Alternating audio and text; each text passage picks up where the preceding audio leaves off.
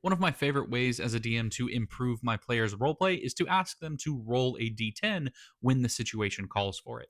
For example, my players recently cleared out a kobold camp, and when they were done clearing out the camp, they realized that the kobolds had been making dinner, and that dinner consisted of what was essentially a seafood boil.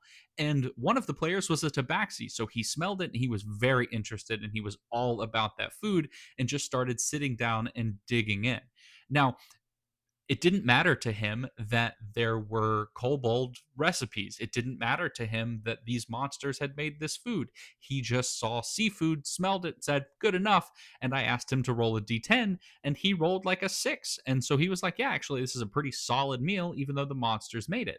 And when one of my other players was disgusted that the tabaxi was eating it, I had her roll the d10, and true to how she had role played, she got a two, and she was very much not appetized by this meal at all. And I think it's a really neat trick because sometimes you'll end up in a situation where the player has role played it out one way, but then when I ask them to roll the dice tell a completely different story, and now the player has to choose whether or not they were really lying or if they were just keeping a part hidden from the players about who they are as a character.